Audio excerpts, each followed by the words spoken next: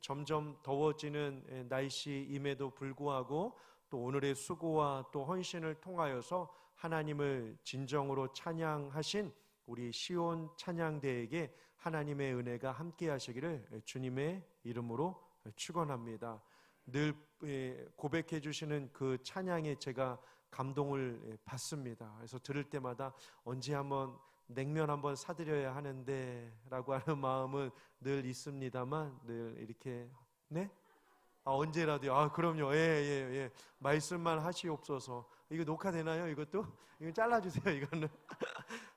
감사합니다. 한 주 평안하셨습니까? 정말 이 힘든 위기의 시대에 우리가 살고 있습니다. 하지만 또 주의 말씀 붙들고 또 하나님 의지하며 나아가실 때 분명히 하나님께서 우리에게 놀라운 일들을 행하여 주실 줄 믿습니다. 이렇게 힘들 때일수록 우리가 할 수 있는 것이 있습니다. 그게 뭘까요? 영을 살리는 겁니다. 영을 살리는 거예요. 육신은 후패하게 됩니다.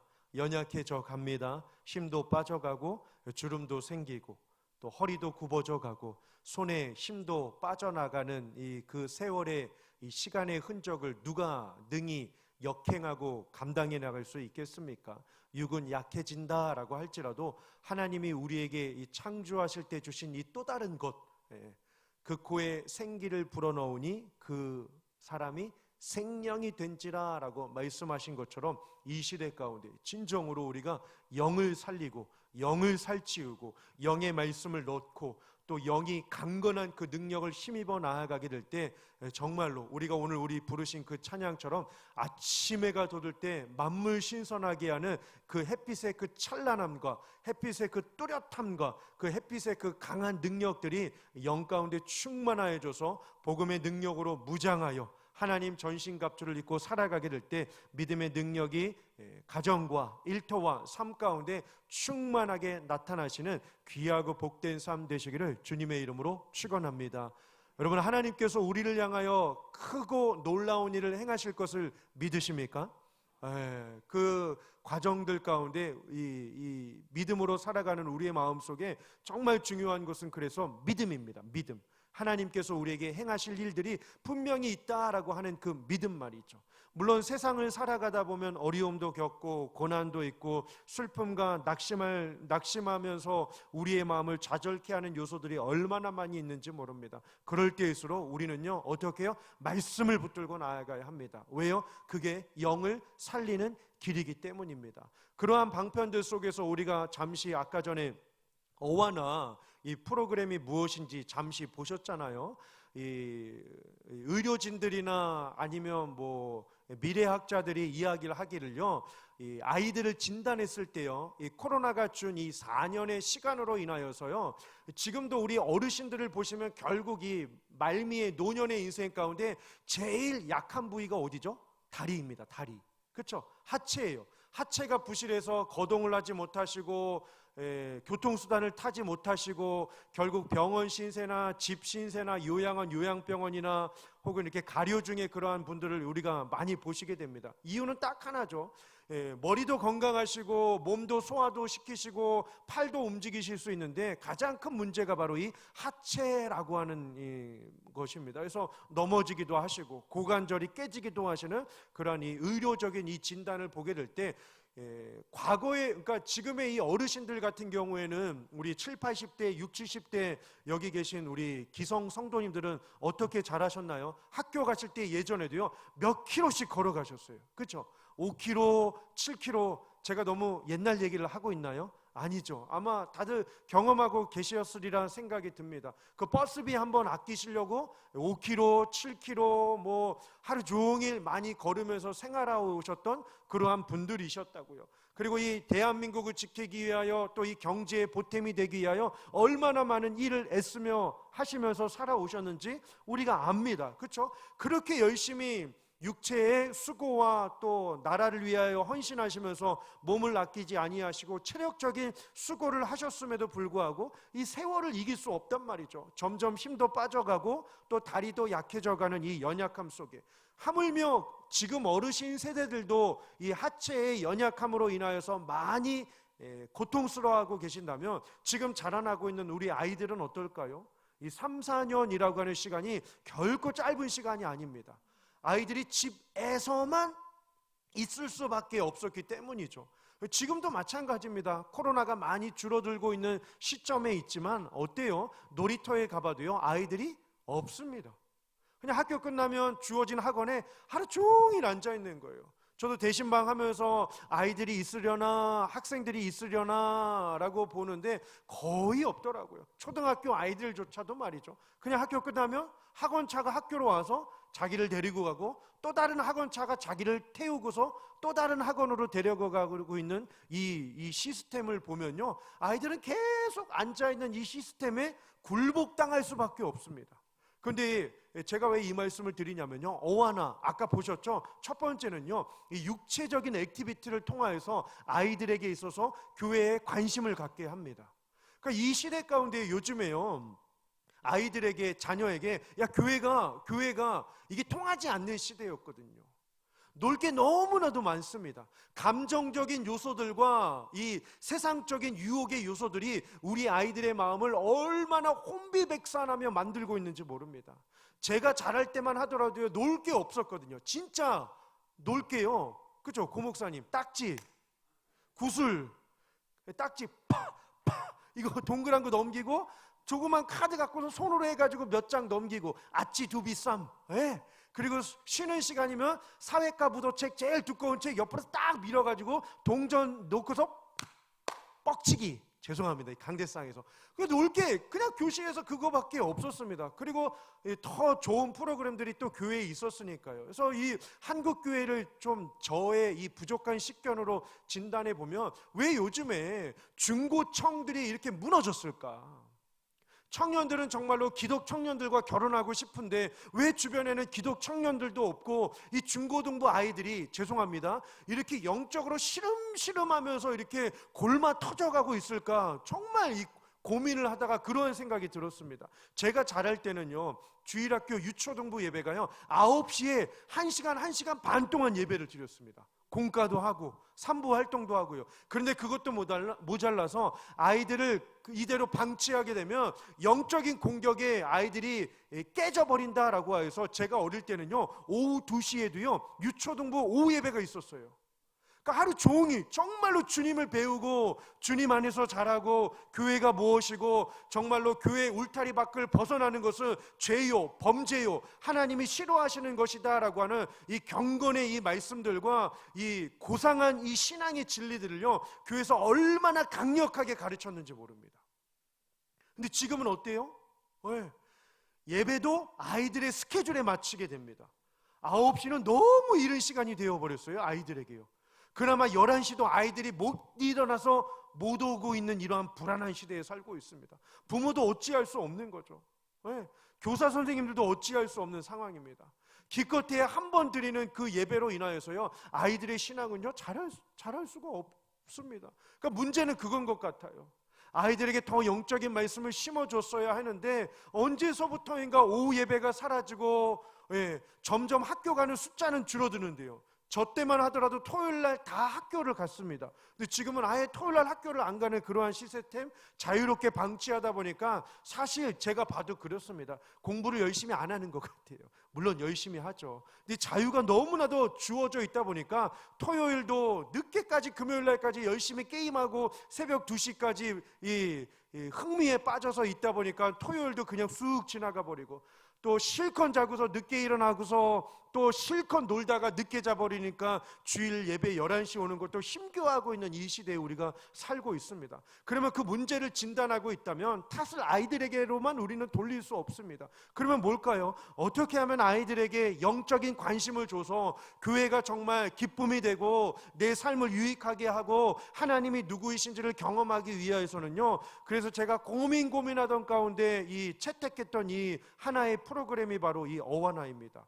아이들이 흥미롭게 정말로 땀을 흘리면서 열정적으로 교회 안에서 시간을 보내게 돼요. 준비하게 되고 시간을 보내게 되고 프로그램이 끝나고 난 뒤에도 집에 돌아가지 않고 교회에 머무는.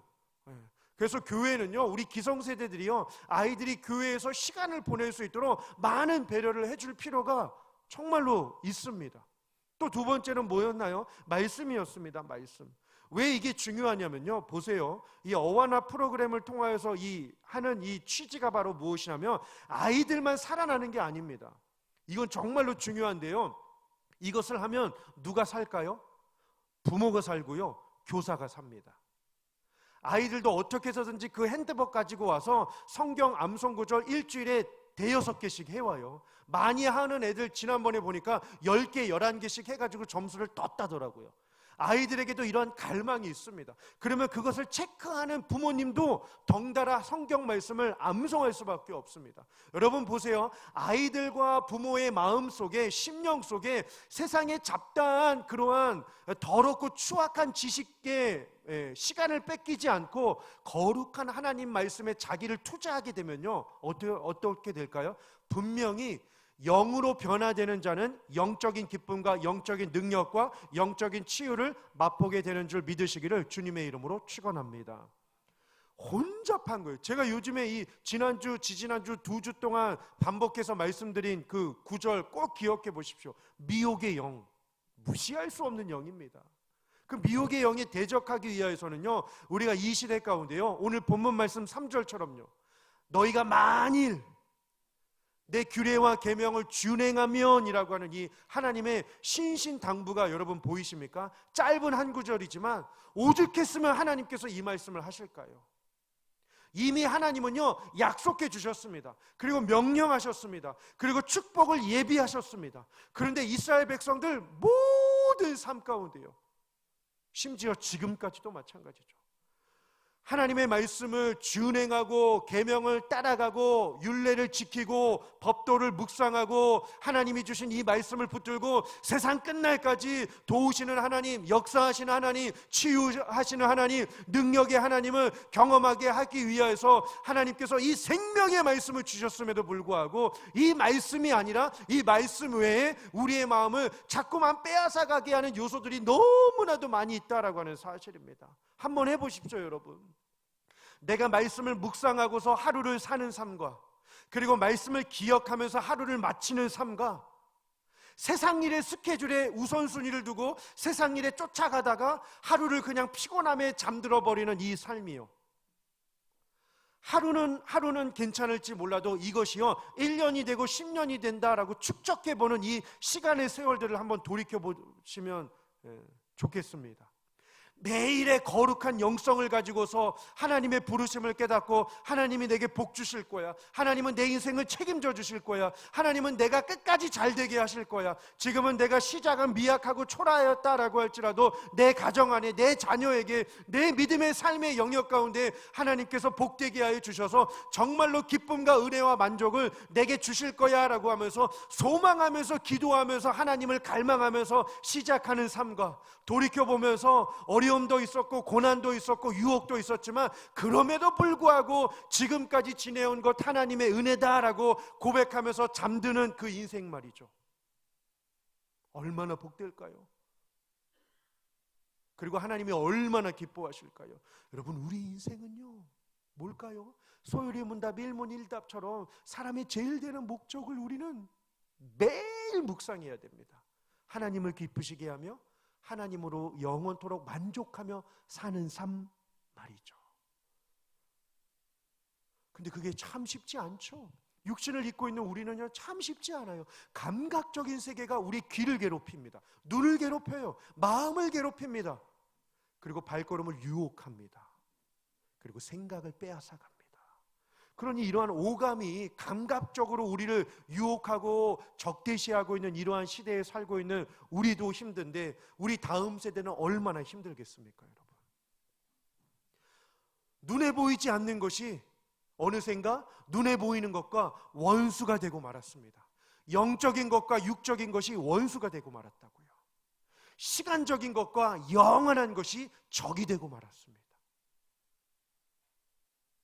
한 치 앞도 내다보지 못하는 연약한 인생을 살고 있음에도 불구하고 이것이 마치 다인 것 마냥 우리가 지금 이 시대에 살고 있다라고 하는 사실입니다. 그러니 세상 사람들은 우리가 가지고 있는 이 신앙에 대한 기쁨을요 알 사람이 없도다, 마치 이 고백과 마찬가지인 거죠. 왜요? 세상 사람들은요, 우리를 바라볼 때 이러한 시각을 가지고 바라봅니다.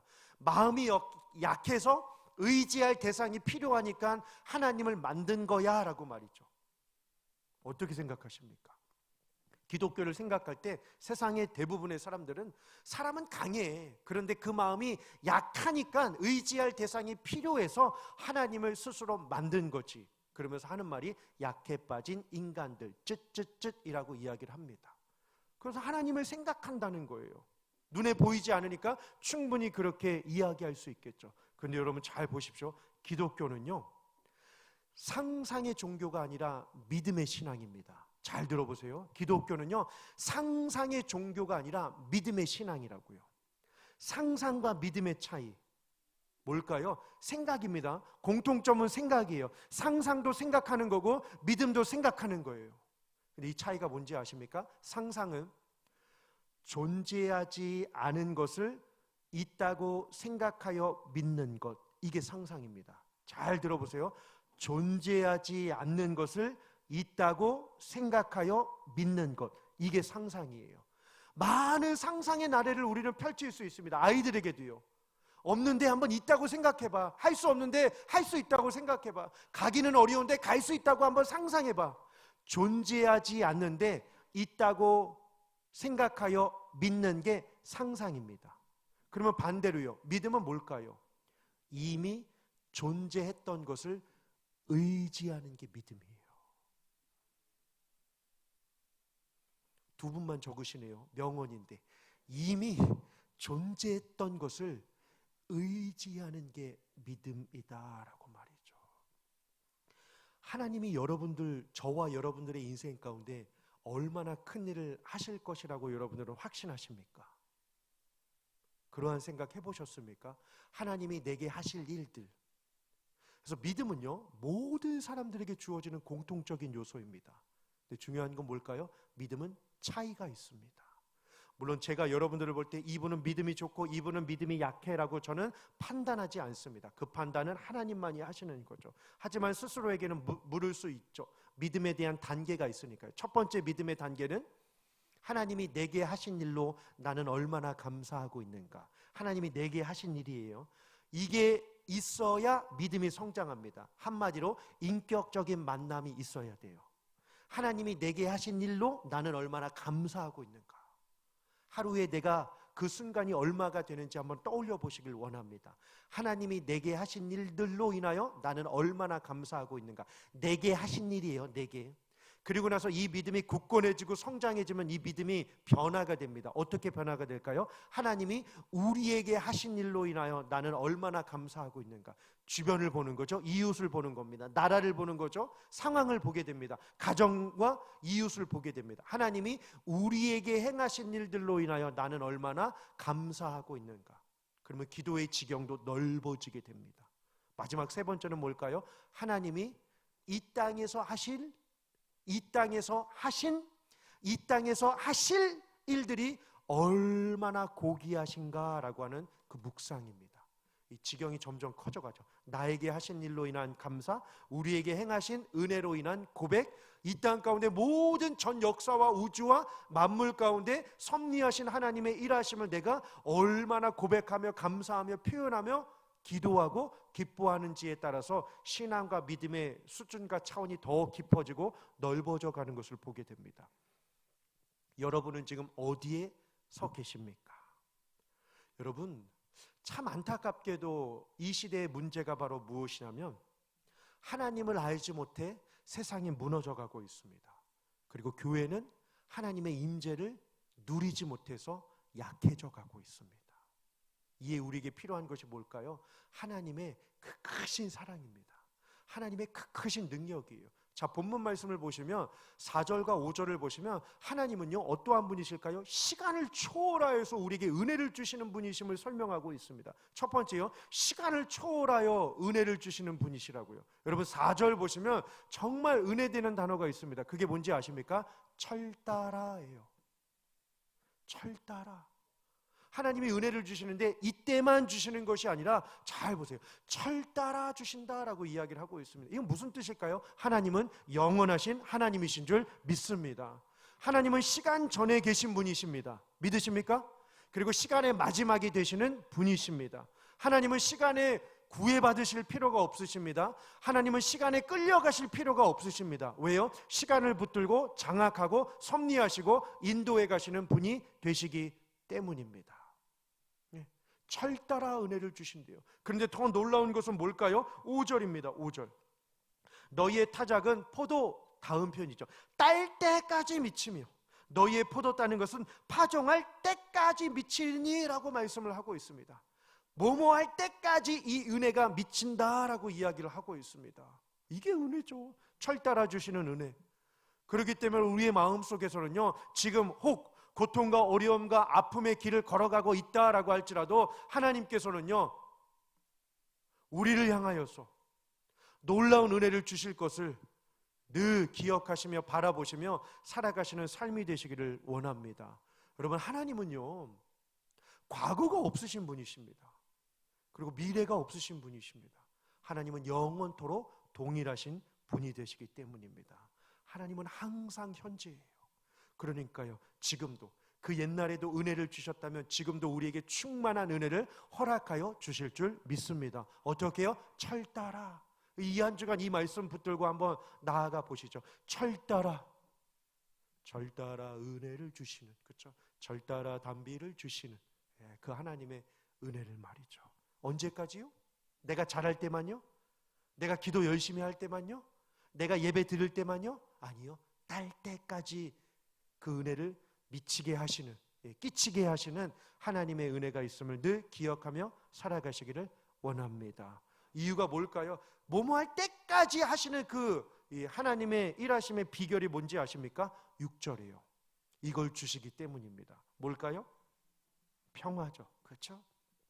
평화를 주시는 하나님이 되시기 때문입니다. 그래서 인생의 중요한 이 두 번째는요, 잘 보세요. 그 하나님께서요, 첫 번째가 시간을 초월하여 은혜를 주시는 분이시라면 두 번째는요, 공간을 초월하여 은혜를 주시는 분이심을 우리는 볼 수 있습니다. 내가 그 땅에, 6절 보시면 그 땅에서 너희의 땅에 라고 이야기를 합니다. 그런데 그 땅 가운데 우리가 살아갈 때에 어떠한 일이 있을까요? 6절 상반절을 보시면 누울 때가 있어요. 이 누울 때는 뭘까요? 한마디로 평안할 때입니다.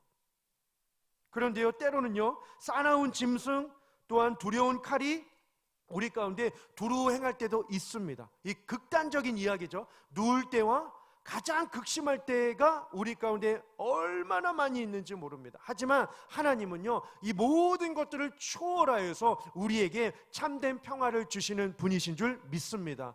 그래서 우리의 두려움과 어려움과 이 고난이 이 시간 가운데 우리의 마음 가운데 있다면 지금 이 시간 하나님의 십자가 밑에 내려놓으셔서 성령의 은혜로 불태워지는 역사를 통하여서 문제가 해결받으시고 고난 가운데 역사하시는 하나님을 의지하며 나아가심을 통하여서 내 편한 상황 가운데에서도 함께 하시는 하나님, 내 고난 상황 가운데서도 위로하여 주시는 하나님을 경험하시고 붙드시고 의지하며 나아가시는 저와 여러분들이 되시기를 주님의 이름으로 축원합니다. 여러분, 내가 아무리 해봐도 안 된다니까요. 내 힘으로 살려고 하지 말아야 합니다. 예수님께서요, 마태복음 16장 24절에요, 아무든지 나를 따라오려거든 자기를 부인하고, 자기 십자가를 지고 날마다 나를 따를 것이니라 라고 이야기를 하고 있습니다. 자기를 부인하라 라고 하는 것이죠. 자기를 부인하다, 이 무슨 뜻일까요? 인생의 주어는 하나님이 되셔야 합니다. 어떻게요? 6절처럼요, 내가, 그죠? 내가 주리니, 내가 하리니, 내가 아니하도록 막을 것이다 라고 하나님께서 말씀해 주고 계십니다. 여러분, 7절에요, 미혹의 영을 우리가 어떻게 쫓아냅니까? 말도 안 되는 거죠. 근데 누가 하신다고요? 하나님께서요. 8절에요, 5이 100을 쫓고, 이게 말이 됩니까? 하지만 하나님이 함께 하시면 기적과 같은 은혜와 능력과 역사가 반드시 일어나게 될 줄 믿습니다. 그러니 하나님을 좀 더 여러분 크게 보십시오. 하나님을 조금 더 위대하신 분으로 보시길 원합니다.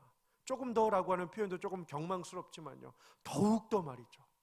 더욱더 매일매일 더욱더 하나님을 크신 하나님으로 바라보시기를 원합니다. 마지막으로 이어지는 것은요, 9절 한번 보시면 하반절에 이러한 이야기가 있습니다. 첫 번째가 시간을 초월하여, 두 번째가 상황과 이 배경과 이 공간을 초월하여 일하시는 하나님이시라면 9절 하반절에는요, 언약을 이행하시는 하나님이심을 우리는 잊지 말아야 할 것입니다. 자, 그 언약이 뭡니까? 9절을 보시면 돌보아 번성하게 하며 창대하게 하며 이행하리라 라고 하는 이 언약입니다. 이 언약, 성경의 언약은요, 크게 네 가지 흐름으로 이 언약이 흘러갑니다. 첫 번째가 창조, 두 번째가 타락, 세 번째가 구속, 네 번째가 회복이에요. 창조, 타락, 구속, 회복. 물론 이 짧은 시간에 이것을 논하기는 쉽지만은 않지만 10절 보시면서 제가 설명을 드릴게요. 너희는 오래 두었던 묵은 곡식. 자, 하나님이 곡식을 주었습니다. 창조죠. 그런데 이 곡식이 어떻게 되었대요? 묵은 곡식이 되었다라고 이야기를 합니다. 묵었다라고 하는 것은 부패를 뜻합니다. 부패는 죄입니다. 그렇죠? 죄는 뭘까요? 타락입니다. 그렇죠? 묵은 곡식을 통하여서 우리는 창조와 타락을 두 이미지를 다 유추해낼 수 있습니다. 그런데 보시면 먹다가 뭐로 바뀌어진대요? 새 곡식으로 라고 이야기를 합니다. 구원과 회복이에요. 구속과 회복이죠. 새 곡식으로 말미암아 묵은 곡식을 치우게 될 것이다 라고 이야기를 하고 있습니다. 그런데 이게 우리의 힘으로는 가능하지 않죠. 부패를 척결하고 죄를 멀리하는 것은 결코 가능하지 않습니다. 우리에게 이것이 있을 때에만 가능한데요, 그것이 바로 무엇이냐면 11절입니다. 하나님이 뭘 주셔야 될까요? 성막이에요. 그러면 구약에는 성막이었다면 신약에는 이 성막을 완성하신 분이 계십니다. 누구시죠? 예수 그리스도이십니다. 예수 그리스도예요. 누구든지 그리스도 예수 안에 있으면 새로운 피조물이라, 이전 것은 지나갔으니 보라 새 것이 되었도다 라고 하는 명령의 선포를 볼 수 있게 됩니다. 11절에 내가 세우리니, 맞아요. 하나님이 주셔야 돼요. 하나님이 세워주셔야 합니다. 하나님이 붙들어 주셔야 되고 하나님이 동행해 주셔야만 우리는 회복할 수 있는 줄 믿습니다. 우리는 사실 잿덩어리로 인하여 미움을 받아야 할 존재들이었습니다. 그런데 11절 하반절을 보세요. 내가 내 마음이 너희를 어떻게 해요? 싫어하지 아니할 것이며. 여러분, 내가 지은 죄 때문에 하나님이 나를 벌하시는구나, 하나님이 내게 고통을 주시는구나, 부디 이러한 생각을 하지 마시기를 부탁을 드립니다. 하나님은 신실하신 하나님이십니다. 뭔가 더 필요한 것이 없으신 불변하신 하나님이십니다. 구원을 끝까지 약속해 주셨고 그 구원을 보증해 주시기 위하여 예수 그리스도를 주셨고 그 예수 그리스도를 알게 하시기 위하여 우리의 마음에 성령을 주신 그 하나님의 사랑이 떠나지 않기 때문에 그 구원의 하나님 바라보며 살아가시는 삶이 되시기를 원합니다. 여러분, 저와 여러분의 인생의 주인은 누구이십니까? 12절이요. 하나님이십니다.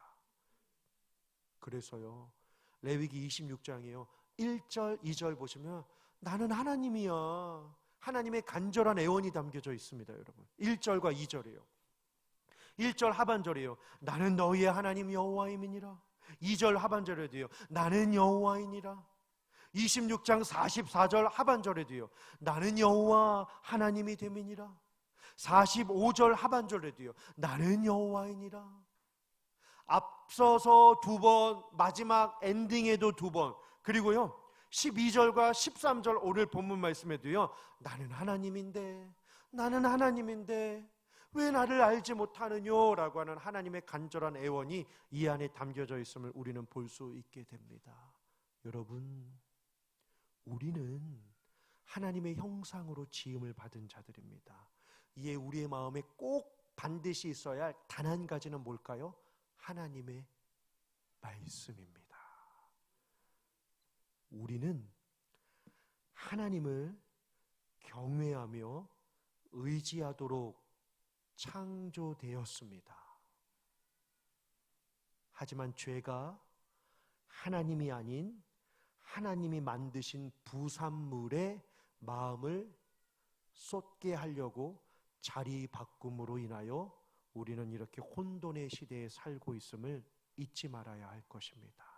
이 자리 바꿈이 치열하게 우리의 심령 가운데 자꾸만 내 소유가 먼저야, 내 거가 먼저야, 이게 먼저야, 이 일이 먼저야, 이 생각이 맞아, 이게 옳아라고 하는 다양한 것들이 우선순위 하려고 자리바꿈을 하려고 싸우고 있기 때문에 우리는 이 정신없는 시대에 살고 있음을 잊지 말아야 할 것입니다. 이 한 주간 그러한 부산물들의 마음을 빼앗기기보다 우리 인생의 주인이 되시며 삶의 소망이 되시며, 그리고 13절 하반절 말씀처럼요, 멍에의 빗장을 부수고 우리의 굽어진 종된 모습에서 당당하게 서서 천국에 들어갈 수 있는, 바로 서서 걷게 하신 구원의 길을 우리에게 인도하시기 위하여 참된 사랑을 주신 그 은혜를 다시 한번 기억하시며, 이 시대에 깨어있는 성도로 하나님을 더욱더 크신 하나님으로 만군의 여호와로 바라보며 나아가심을 통하여서